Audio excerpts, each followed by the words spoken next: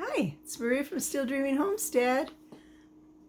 Okay, it's very nice to be back with you today. We're going to continue reading in our book, Farmer Boy by Laura Ingalls Wilder. And last night we read what a freezing cold night it was. Really cold, colder than I've ever been. Let me know if you've ever been in weather that was that cold. Today's chapter is just called Surprise, and they have a simple picture here showing cutting down a tree. Every day at noon, the wood haulers came down Hard Scramble Hill, and the boys hitched their sleds to the bobsled runners and rode away down the road. But they went only a little way and came back in time. Only Big Billy Ritchie and his friends didn't care how soon Mr. Course tried to punish them. One day they were gone until after recess. When they came tramping into the schoolhouse, they all grinned impudently at Mr. Course. He waited until they were in their seats. Then he stood up, pale, and said, "If this occurs again, I shall punish you." Everybody knew what would happen the next day. When Royal and Almanzo reached home that night, they told Father. Almanzo said it wasn't fair. Mr. Course wasn't big enough to fight even one of those big boys, and they would all jump him at once. "I wish I was big enough to fight them," he said. "Son, Mr. Course hired out to teach the school," Father answered.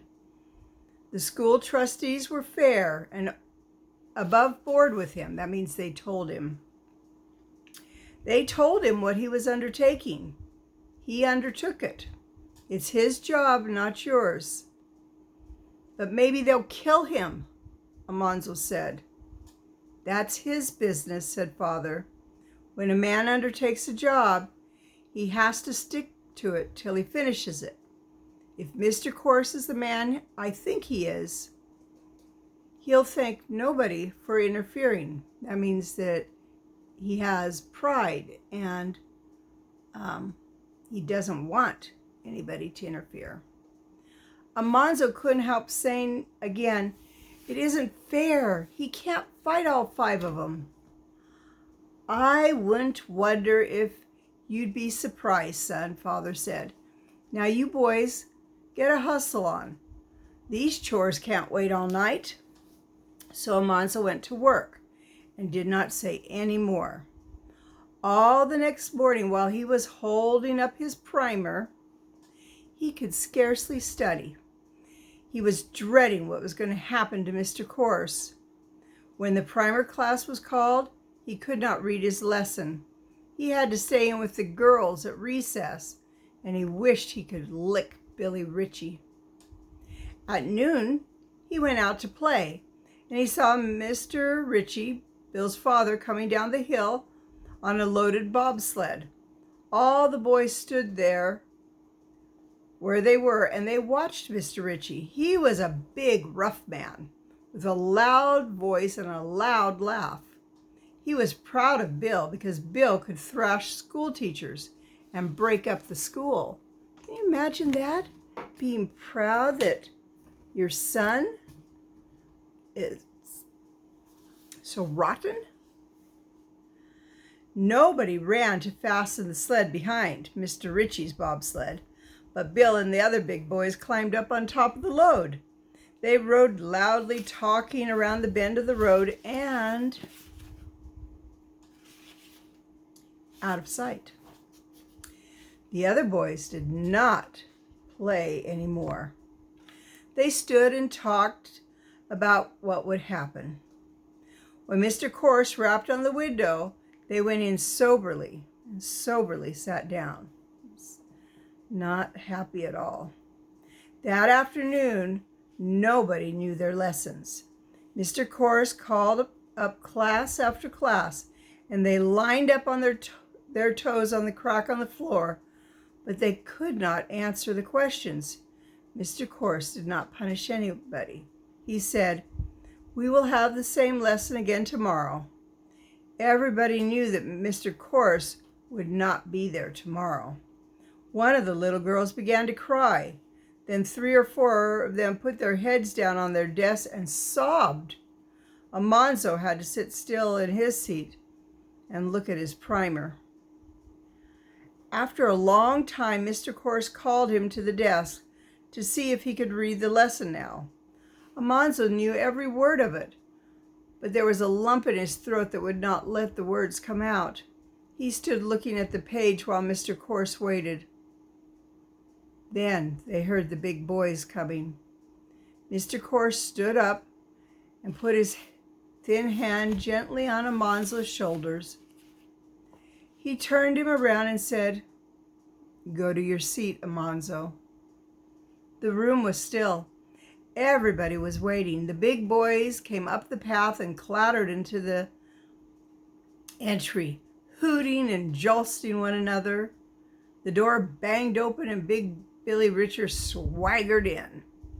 The other big boys were behind him.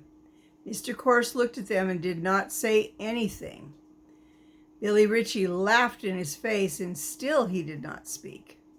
The big boys jostled Bill, and he jeered at Mr. Course. Then he led all of them trampling loudly down the aisles to their seats. Mr. Course lifted the lid of his desk and dropped one hand out of sight behind the raised lid.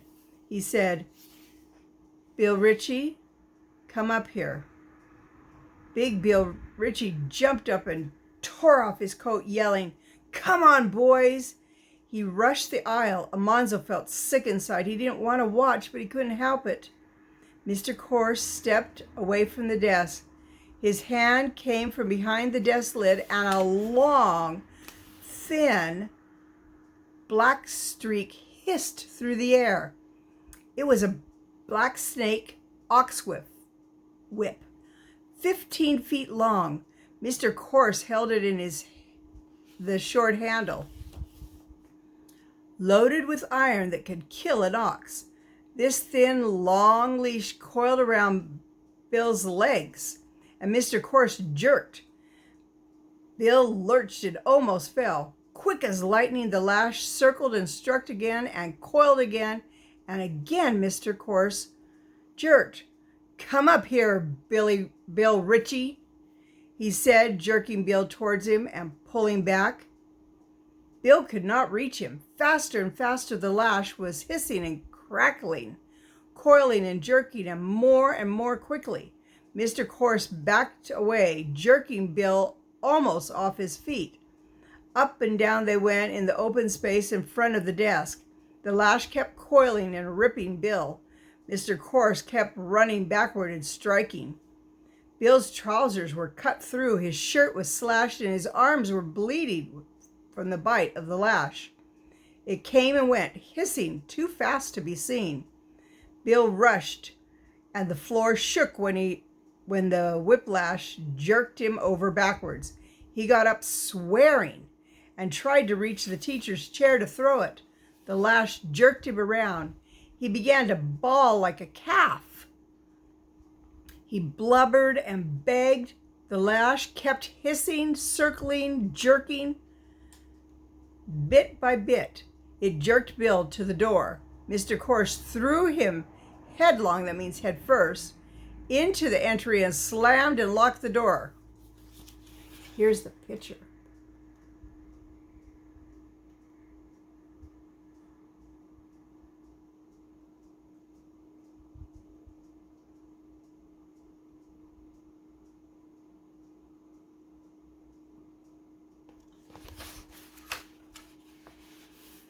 Turning quickly, he said, "Now, John, come up."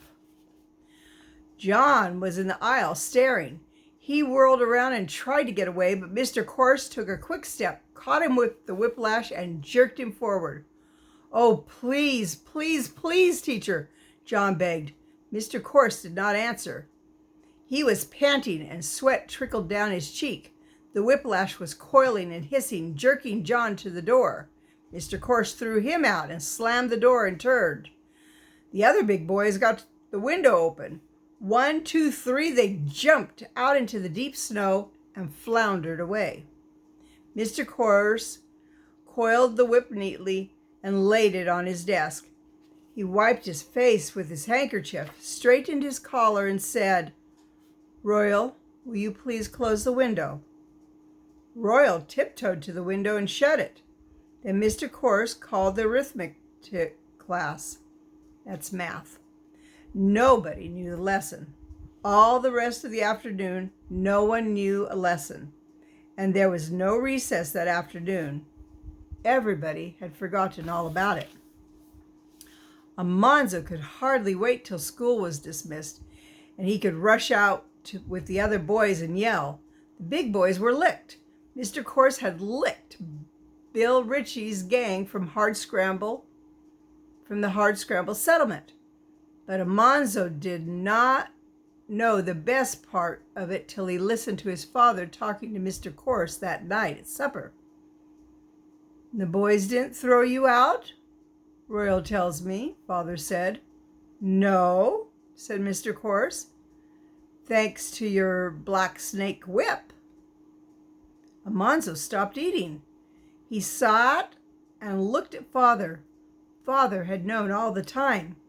It was Father's black snake whip that had bested Big Bill Ritchie.